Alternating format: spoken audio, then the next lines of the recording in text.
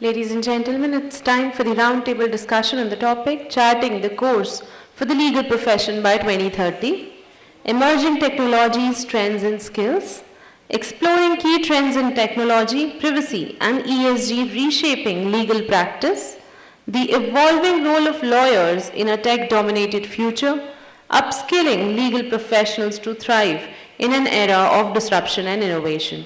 And for this, let me call upon stage our first panelist, Ms. Sushma Shankar, Vice President Legal at Accenture.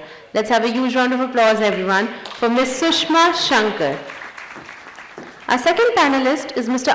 Kumar, Sundram, General Counsel, Senior Vice President Legal and Chief Compliance Officer, NEC Corporation India Private Limited. Let's have a huge round of applause, everyone, for Mr. Kumar. The third panelist, ladies and gentlemen, is Mr. Brijesh Anand, Regional General Counsel, Legal and Compliance at Andritz. Let's have a huge round of applause, everyone, for Mr. Brijesh Anand. And the fourth panelist is Mr. Anubhav Kapoor, General Counsel and Senior Vice President at Samvardhana Motherson Group. Let's have a huge round of applause, everyone, for all our panelists.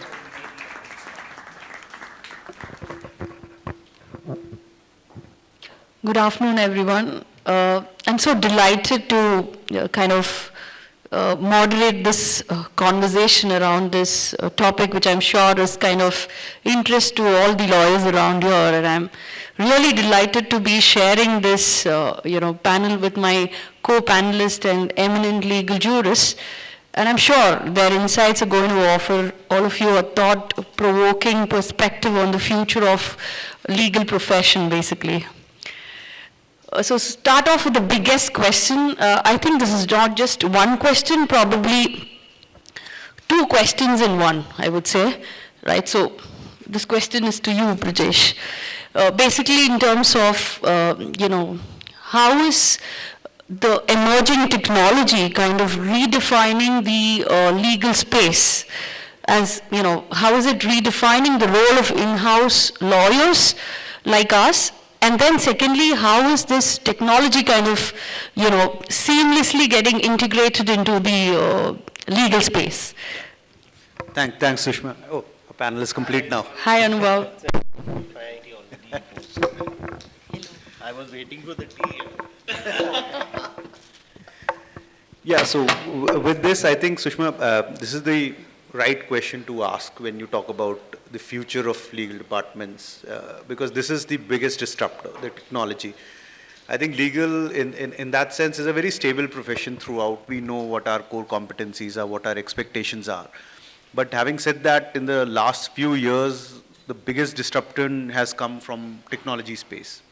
You have technology in relation to drafting, contract draftings, AI, data analytics, even as simple as teams and working platforms, collaborative platforms, and so on, all of which have created a very large disruption.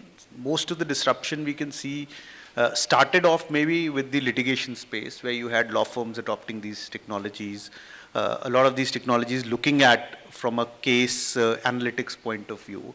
But over a period of time, what we can see is a lot of these technologies are coming into the everyday life of an in-house legal team of a general counsel. There are again technologies bundled into various categories, and each of these categories is a general counsel is aiding and advising his company, his board of directors, in the way things can be done. Example is many of the things that either a law firm was to be outsourced, or your first level, second level associates, or your junior most lawyers would have done, is now solely reliant on technology. So you have first drafts of various things, you have basic due diligence on a lot of issues. General counsels are more and more relying on technology, which is helping them reshape the way work is done, particularly freeing up their attorneys' time for the most important aspect. And I think that's the biggest disruption. You have, and as a future also, I see the biggest thing that the technology is going to do, other than helping you, of course, with your everyday work, the biggest thing that technology is going to do is it is free up your attorney's time to do a better high quality work, to deliver a more insightful advice to the board, to focus on things which actually matter. rather than just getting involved in your litigation management, in your drafting of mundane clauses and board resolutions and so on, or compliance tracking. I think that's where the biggest disruption will come, which will also have an impact on how the teams function. The adaptability to technology, the role that young counsels and even senior counsels are taking up. These are all challenges that a legal department has to see, and how they navigate and use it to the best of their abilities to work with their legal departments. That's, I think, the biggest future change which is going to come. And I think we're almost there, right, in terms of, adapting ourselves to the emerging technology and trends, right? I think we've moved, a long way from what we were as lawyers, basically as in-house lawyers, from advising the business, on the risks and our risk management approach basically, and basically advising the business on how do you need to kind of operate. But I think we've moved far away from all of those now. So right now we are at a stage where we are trying to adapt to what is coming to us, and then we're also trying to go with the flow, as I would say, in terms of adapting to technology. And as lawyers, it's become very, very imperative that we need to understand how the technology is, right? So you need to go with the business, kind of understand, how the technology works, so that you're able to advise the business as to, what are the legal risks they foresee in a particular industry when you may have to kind of automate the operations and things like that. So as lawyers, it's not just you need to understand the law. Basically, what I'm trying to emphasize here is you also need to understand the technology and where your organization is driving towards to, right? Just to add one more point, before you move on to others, is earlier, typically you had seen two players in this. You had the in-house legal teams advising the company from inside, and you had law firms acting externally. True. And now there's suddenly a third player in between, which is technology. And technology is being used both by the in-house teams and by the external teams. And I think that is where this emergence of new players is changing all the dynamics. The dynamics between an in-house team and an external law firm, the dynamics within the team, legal team itself, the dynamics within the board, the CFOs, the CXOs, and the way they look at their general counsels. So I think this new player which is coming, and we are seeing more and more, and we are no longer in the era of old technology where technology is static. With machine learning, with artificial intelligence, the technology has been changing so much. And the rise of technology in the last 2 years, maybe, or 3 years, has been so rapid, it's frightening. And that's where you have to see how this new player emerges and what all does it do. Basically, as a lawyer, you do not have a choice to stay stagnant. That is the position right now. I think we would be delving into those topics. But then another point I would like to add on to this particular discussion is that we never thought that we would be using ChatGPT and Copilot very soon, right? Like 6 months down the lane, we weren't into it. So now we are using Copilot and ChatGPTs and all of those things in terms of legal drafting as well. As lawyers, we are also, into the business side. Like, say, we have a contract lifecycle management tool, say, for example, right? So we are also now, outsourcing these tools to our clients, probably, right? So we're not just lawyers who are sitting and advising law to the business, but we are now alongside the business, probably, I would say, in most of the organizations. And as you said, that's how rapid we are, and I think we need to be, because we're seeing that pace of technology, such that we need to be rapid. Otherwise, probably we may get stagnated. So we do not have a choice to stay stagnated, I would say. Thank you so much, Brijesh, on that. So over to you, Amar, on the evolution of basically, the lawyers in this emerging technologies and trends. So basically, this question is kind of connected to what we were discussing, all this while. How do you see lawyers evolving and adapting to the emerging trends and technologies? So, Sushma, let's look at the bigger picture for a moment. So, ChatGPT was introduced in November 2022, right? So, we are 2.5 years when this chat GPT was introduced. If you see a couple of data points, the total global LLM market is slated to grow from 1.59 billion US dollars to 260 billion US dollars by 2030. If you look at the global AI market, it's going to grow up to 1800 billion US dollars by 2030. So lot of, in 2.5 years, you see how this technology is growing. More and more businesses are adopting to these technologies and they are integrating it into their core business. Now, if the business houses are integrating technology into their core business, legal is not going to remain aloof from that. That's the first and foremost fundamental thing. Lawyers are struggling today to understand because they were never dependent on technology. Prior to 3-4 years back, they were never too much dependent on technology. As lawyers, we were not attuned to these technological advancements. So lawyers are, to be honest, lawyers are struggling, right? Lawyers are struggling. But they are also seeing the efficiency of these technologies. They are seeing that the productivity has gone up. They are seeing that they have some time now left, and there is a lot of dependency on these technologies where they can free their quality time, as Brijesh also pointed out, free their quality time and work towards strategies, plannings, and more on the business side. Going forward from here, legal department is going to have a huge restructuring.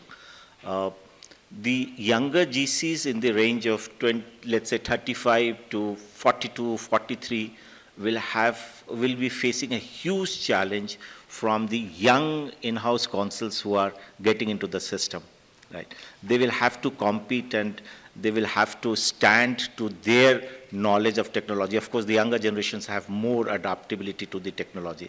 So the composition of the legal professionals within the organization is going to make a drastic change. As GCs, what we should do is we should see what the skill sets of the legal in-house counsels are today, what are the legal skill sets that is required, let's say 5 years from now, and then identify those gaps. Either you train them so that they can be up to that level, or you recruit the right talent. Technology is going to be at the core of our working, right? So that's the key point. Just to add on to your question, I have another question, right? So there is this fear among the legal professionals who are passing out of all big legal universities, right?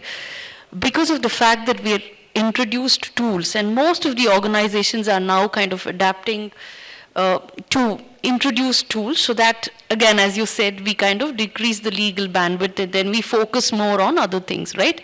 Probably more complex things.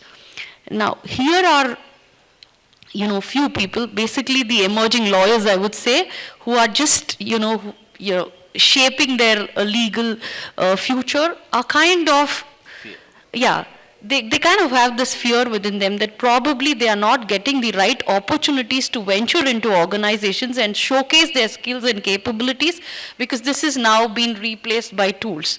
So what's your advice to the young legal professionals out there in terms of telling them that please do not have any kind of fear, but then do come and embrace this whole new disruption and innovation in the legal technology? Sushma, this is a fact that one of the fear which you did not spell out is there is also a fear among the youngsters that they might lose their jobs. Now that's a fact. It will not remain the way it is today. Things are going to be very, very different. I remember there is a Deloitte report which says that almost 1 lakh legal roles will get automated by 2036. Right? So a lot of these roles which human hands are doing are going to completely change. There will be a lot of automation which is going to happen. Are you going to become redundant? The answer is yes, if you do not remain aligned with what the market is.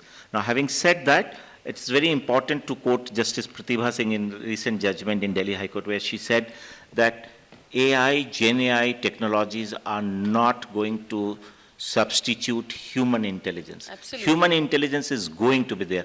These are tools, technology will always be there to facilitate the judgment, facilitate the legal working, but they are not going to replace them. Human intelligence is going to be there, but your roles are going to get restructured, that's for sure. Can I just add one Yeah, thing sure. to that? I think I completely agree. I think there are two things which are happening simultaneously here. The fact is that not what young people would like to believe or say, but there would be some loss of maybe competencies or jobs at a junior level. Things which you had, for which you required 10 junior lawyers would now be done by one with the help of technology. So of course 9 have gone. But completely echoing what Amar quoted for Justice Pratibha, that lawyers is one of those jobs which will not go away. You know, because inherently it's a job which requires human intellect, and machine learning and artificial intelligence cannot replace human intellect. Absolutely. So I don't think the jobs at a larger spectrum would go anywhere, but I do think that the young people may face for a transitory period a little more difficulties than what we did when we were young. There were much maybe more jobs at the lower level, at the junior level, at the entry level when we were young and coming into. That might get replaced, but so the parallel thing which I wanted to say is, but at the same time, with the advent of technology growing so fast, you said that in 2.5 years, what we are seeing with ChatGPT now, I do believe that these people will come out with newer means of using this technology where people like us would need them to get our things done. We would not be technically adept to get everything done, even with the technology there at our command. So simultaneously, two things will happen, and that's why I said it's a transitory phase. For a short while, it may seem as if young lawyers would feel that their future is getting not so great because technology can do half the things that they were doing. But in the long run, I believe they would find a newer way, and then we will move up the value chain of providing quality advice. Anubhav, over to you. Yeah, I think this is an interesting discussion, and I just wanted to add a few things from my perspective. See, we are talking about jobs getting replaced, we are talking about legal department changing, but let us reflect a bit what's actually happening, right? I don't think anything drastic is going to happen. It's just the way we will change completely, right? I think, and why I say that is, and it will be a gradual progression, right? It is not going to be like one day everything in legal changes and we are in a different department altogether. And so let's map up the trends that are happening, right? So if you see the composition of a legal department and the jobs that we do, maybe there are 3 parts of what are predominantly our jobs are, right? One is managing the legal operations as such, which we call as legal ops, right? Yeah. It includes contracting, dispute management, your litigations, your M&A, your restructuring, corporate governance, board management, so and so forth. There are like 12, 13 things that are there, right, that we do as part of our day-to-day job, which is basically the legal operations. And then the major part of in-house teams are to execute, deliver, what we call as legal services, right?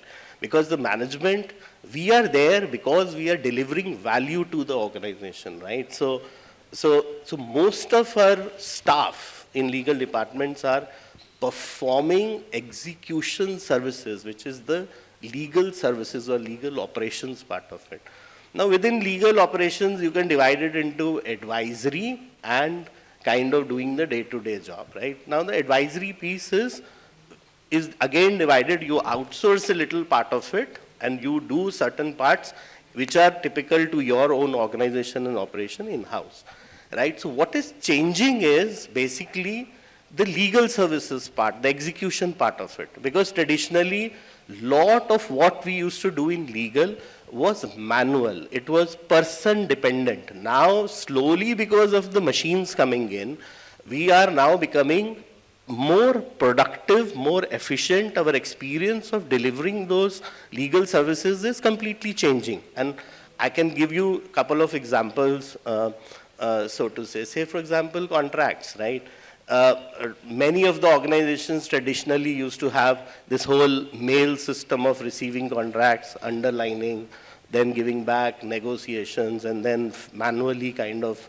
Now we have this whole automation coming in, right? Previously, these were what we called as contract lifecycle management stuff, but this contract lifecycle management has emerged now. It has become much more smarter. Not only now it compares different drafts, right, but it gives you suggestions also, because there is a generative AI which is working in the background now, right? So you can have a young lawyer edit an agreement, but the system, as he is editing those agreements, is going to automatically throw pop-ups in terms of this is your corporate standard, this is the clause which you agreed in the previous similar agreement, this is what the risk of the agreeing to this clause is. The CLMs are becoming way smarter than we saw 5 years ago. Right now, if that is the level, and we are just beginning to use Gen AIs and those LLM systems, right, or agents or AI agents, which are still at a very nascent state. Copilot is like 1 year old.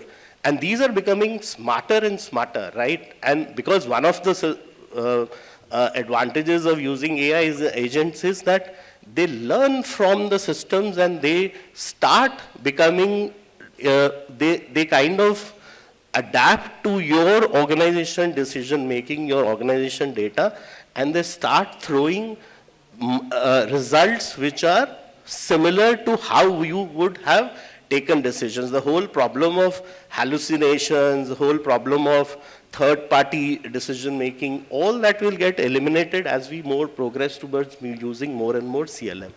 So, say for example, now our contracting, which is bulk of, say, most depending on the organization you are working, that's bulk of it, right? That itself will become more smarter, or your efficiency will increase manyfold, because same work which was being done by 3 people will now be done by 1 person, because he will be able to process contracts faster, right, and in a better way. Now, and I can go on and on in each of the departments. Say, for example, compliance, right? We used to now have this checklist kind of systems which our companies give us, and then we map all the reviewers and performers and things like that, and then map manually. Now, in an AI system, the agent actually goes and scrolls the entire database. It throws up results which are much more meaningful, and it can throw alerts automatically. So all that whole compliance 4 people work that was being done can be smartly done by a compliance agent or a smart system by 1 person, right? So why would we not adopt such efficiencies? And why would organizations resist it, right? I think that's a natural outcome of where we are all trending towards. Similarly, M&A. 40% of the cost of M&A you pay to outside law firms is on legal DD. Now, if you put the whole data and you have a smart DD system, it can crunch, it can compare industry standard clauses in all your contracts, customer contracts, throw up meaningful data. Government tendering, right? I can go on and on. So every area that we are working as lawyers is becoming smarter, more efficient, and more experience is getting better and better. So I think it's just a natural progression how we see. The second big change that I see is in the area of GRC, the governance, risk, and compliances.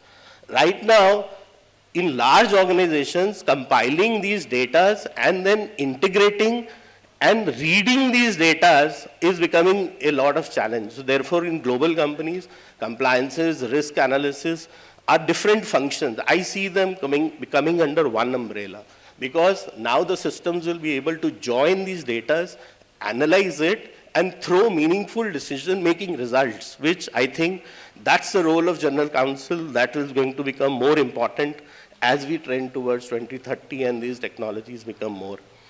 The third big trend I'm seeing is, I don't think I'll pay my law firms by the hour, right? That's the biggest change. That's what Brijesh was talking about. That is the most inefficient way of paying the law firms, right?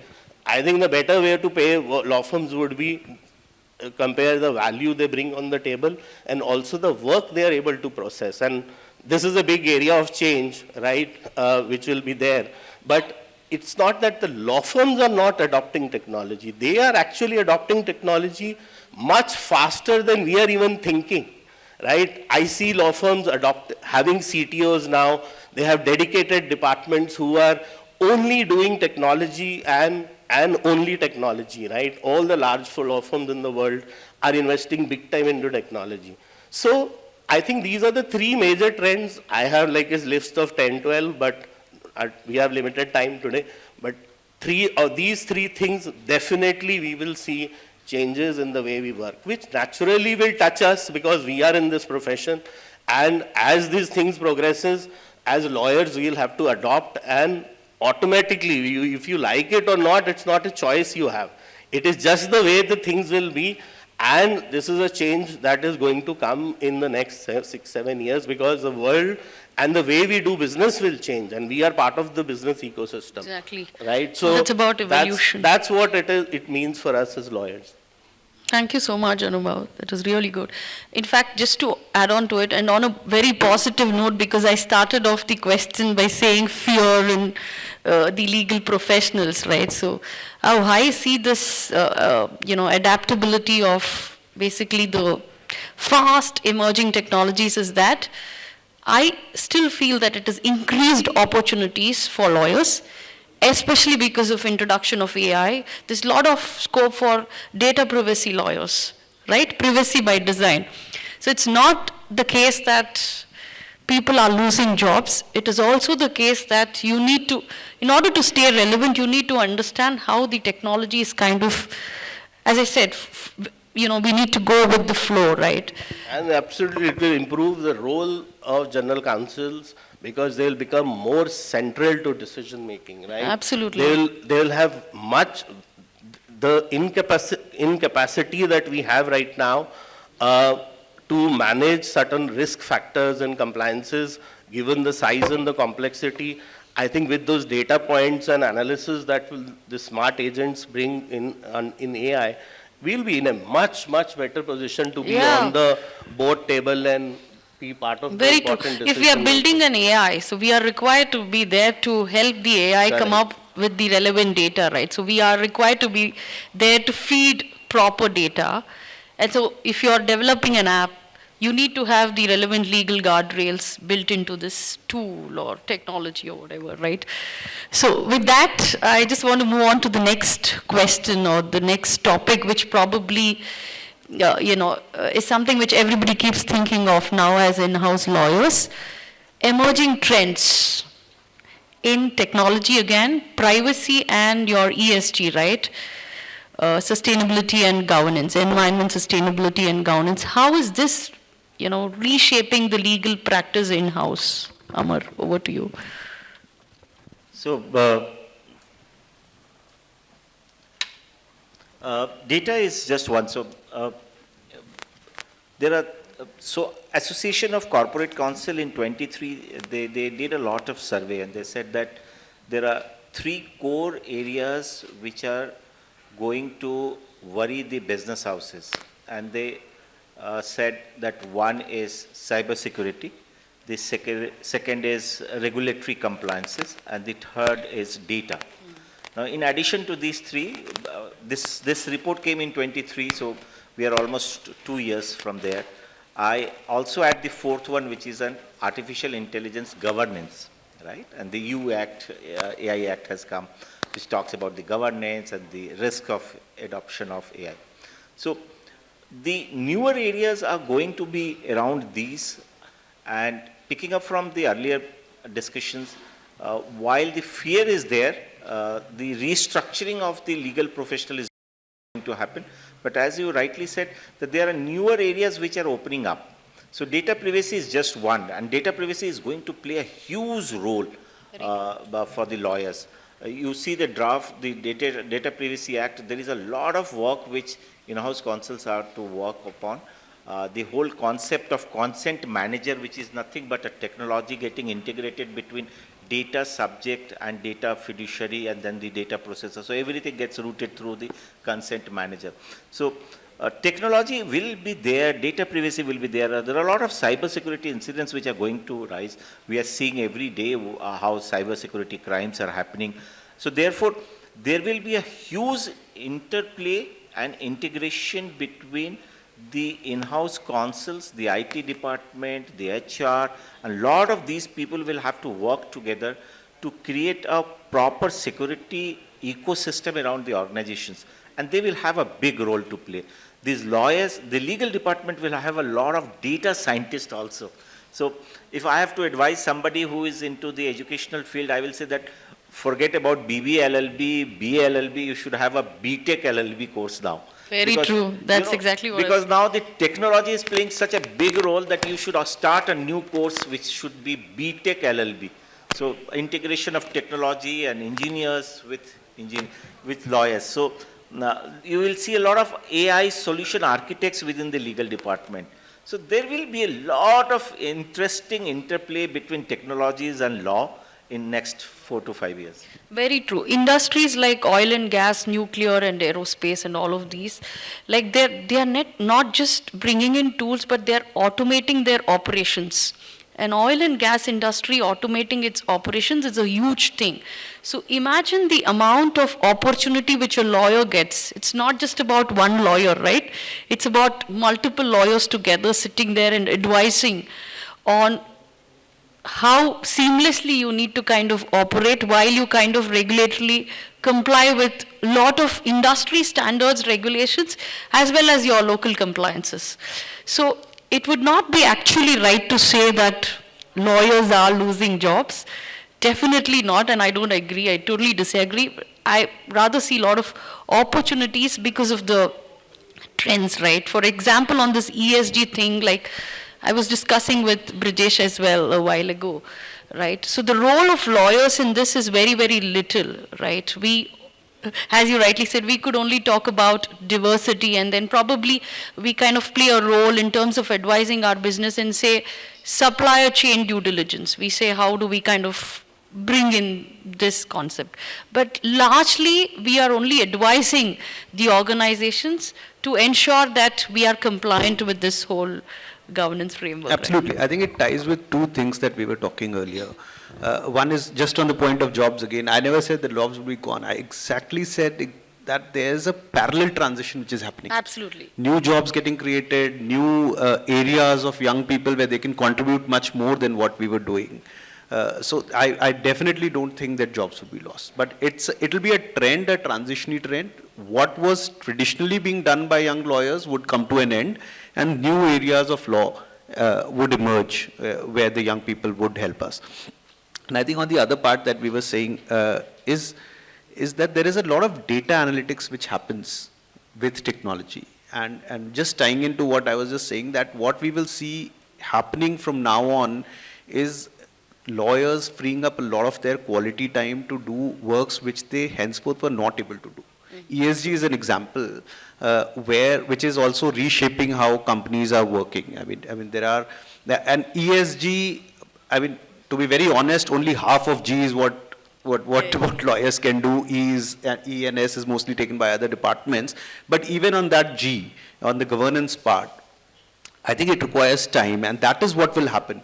Your mundane activities will be done by automation of technology, and the general counsels and the senior counsels in an organization would then help the board more on topics, on emerging topics, data analytics, data privacy, ESG. ESG, I suppose, would take more and more time of general counsels advising the board as and as investors keep getting interested in it, as and as there's this publication of data, as and as there is more and more public perception of companies based on their ESG scores.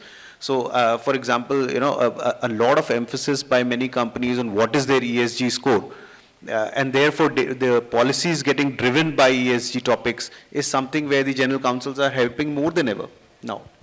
An area which they were not even touching a few years back. So those issues, and I believe the biggest advantage of technology that we are seeing here is the huge data analytics that it does.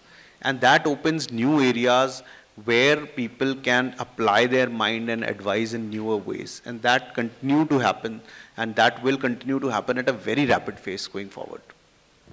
Very true. Thank you so much. Anything from your end, Anubhav? No, I resonate with the views.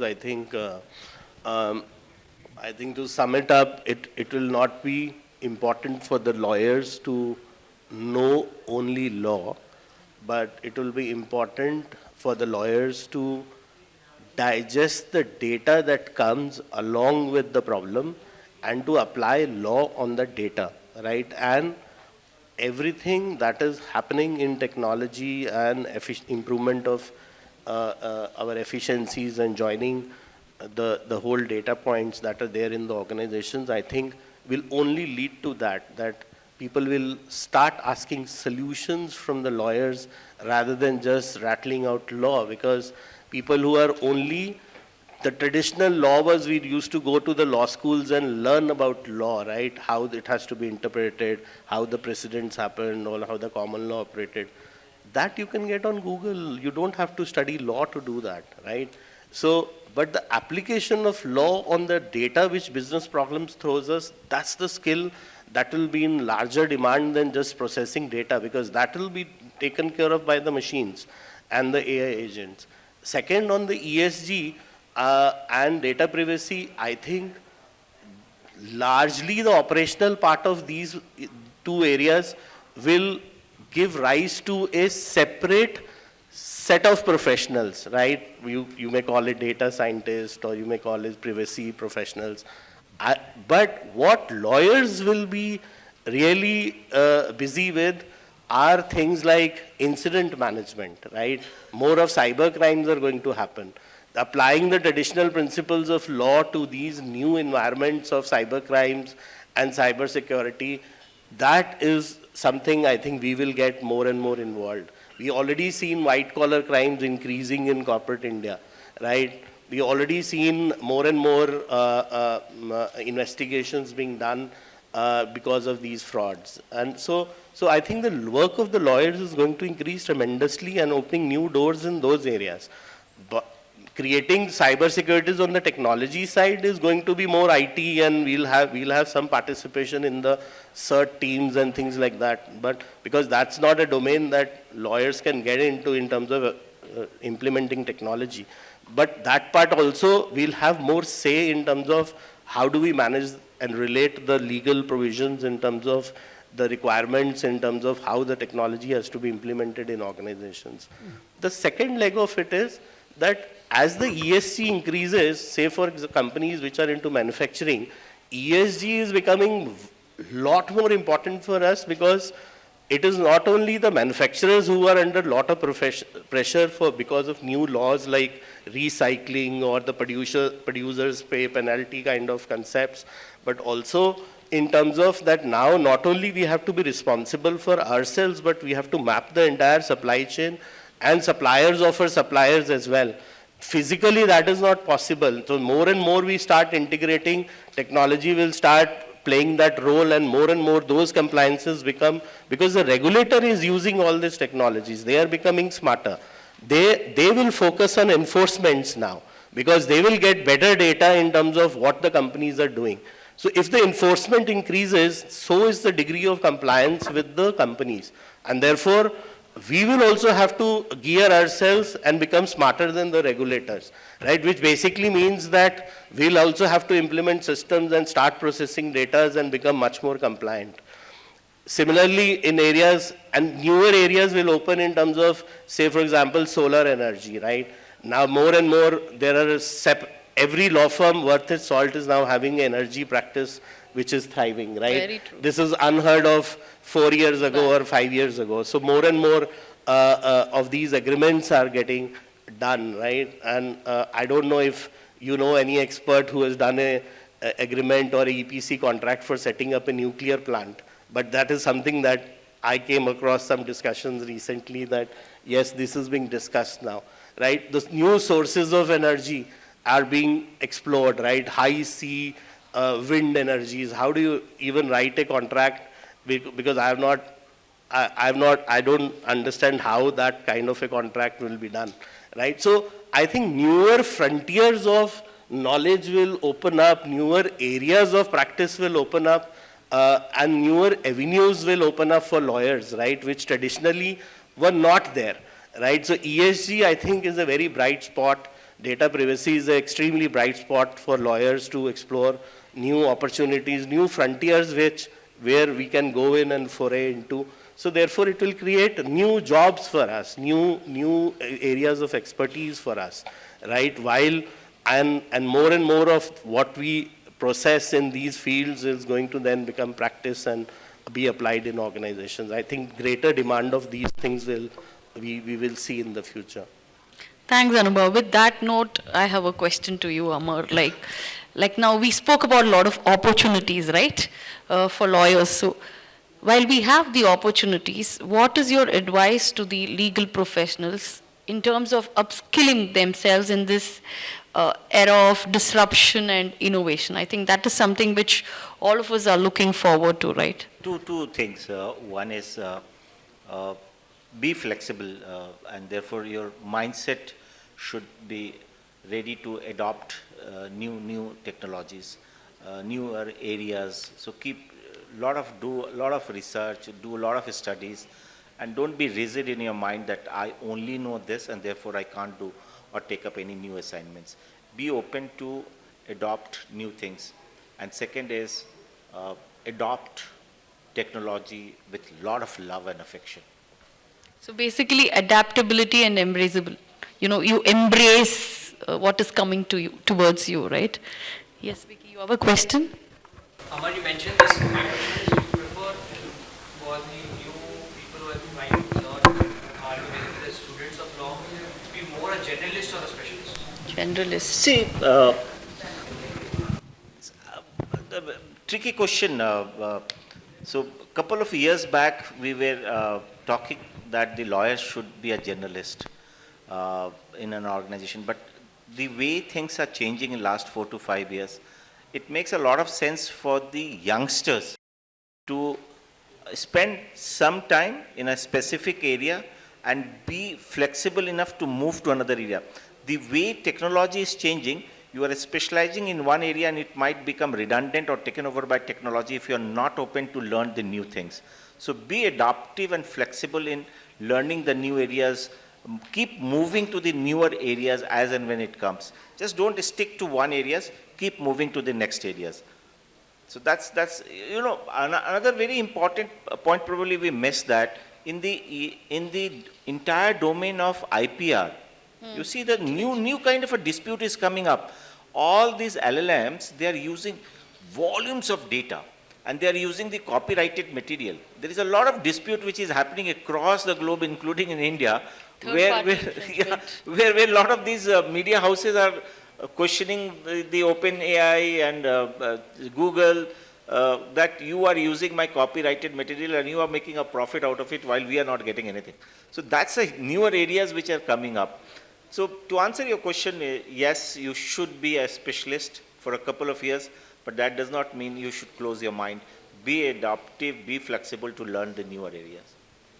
Yeah, and I agree. So for me, I see it more as being a generalist, because you are widening your avenues of opportunities, and then you are actually trying to tell or sell yourself that, you know, I am a person with increased capabilities and I'm probably, you know, staying relevant as the technology also rapidly is moving, right? Correct. I mean, just a very slightly different take here.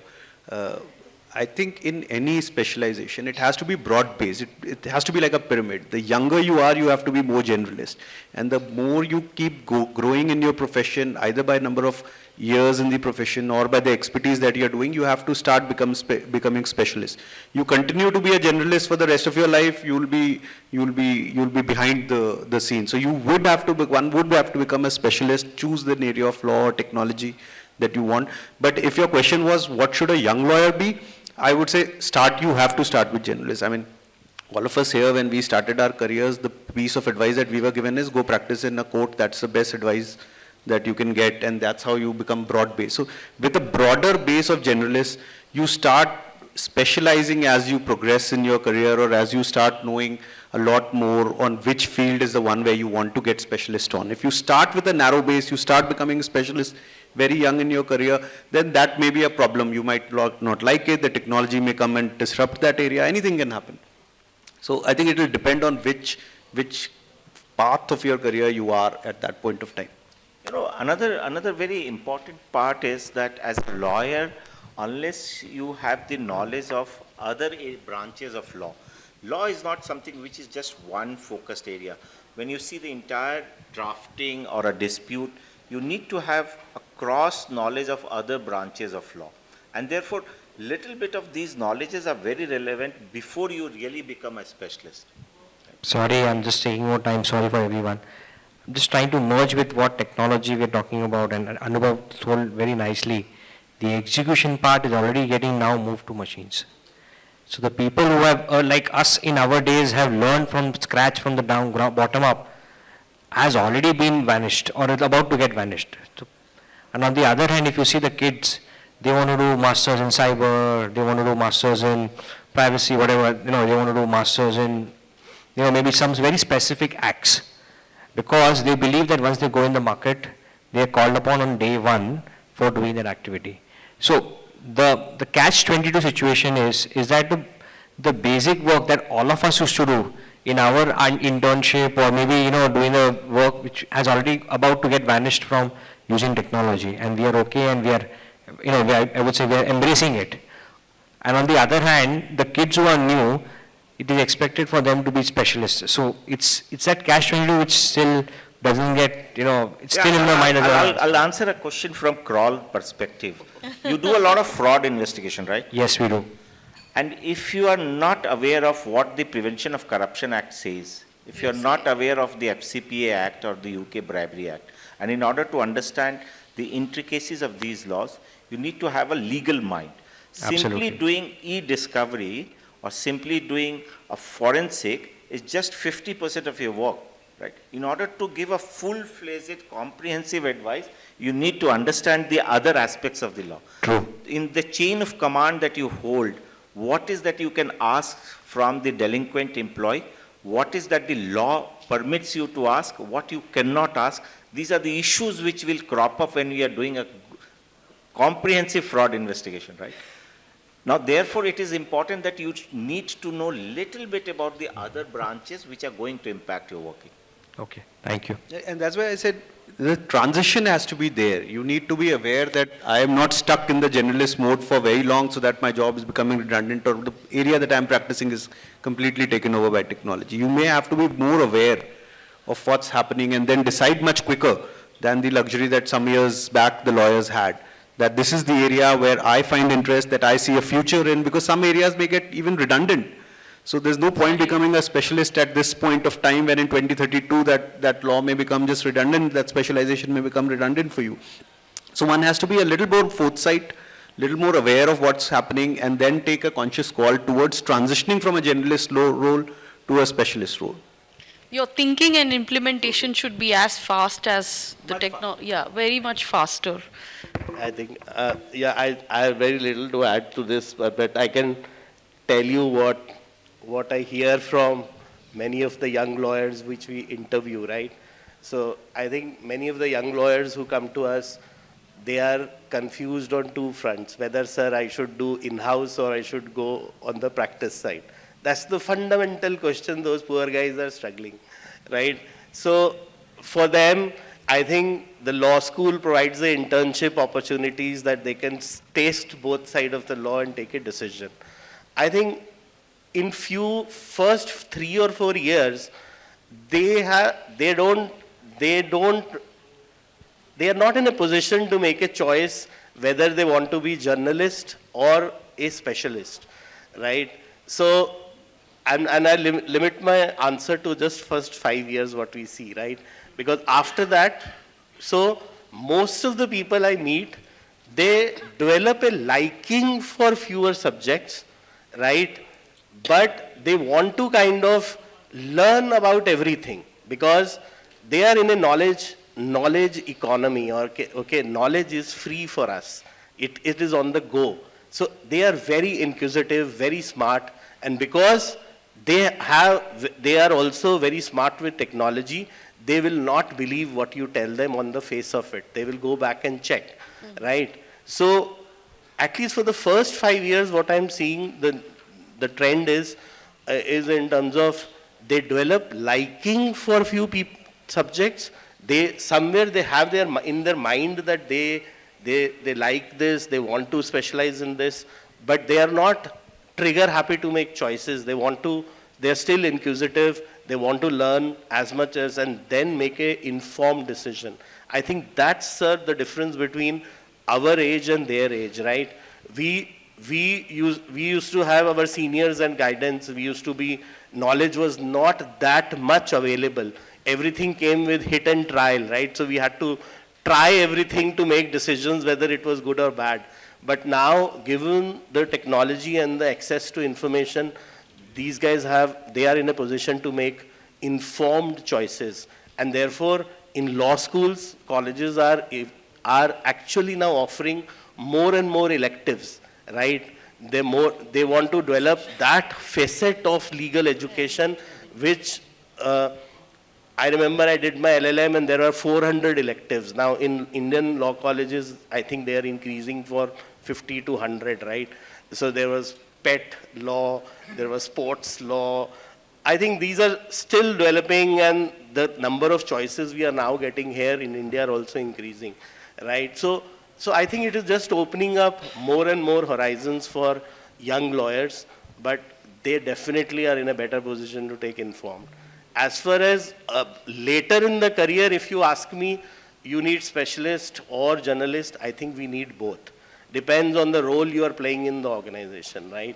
So I do have specialists in my team. I do also have journalists if their job is to project manage and say in a M&A team, right? So I think it depends on your role later, but for young lawyers, I think they are still at that stage.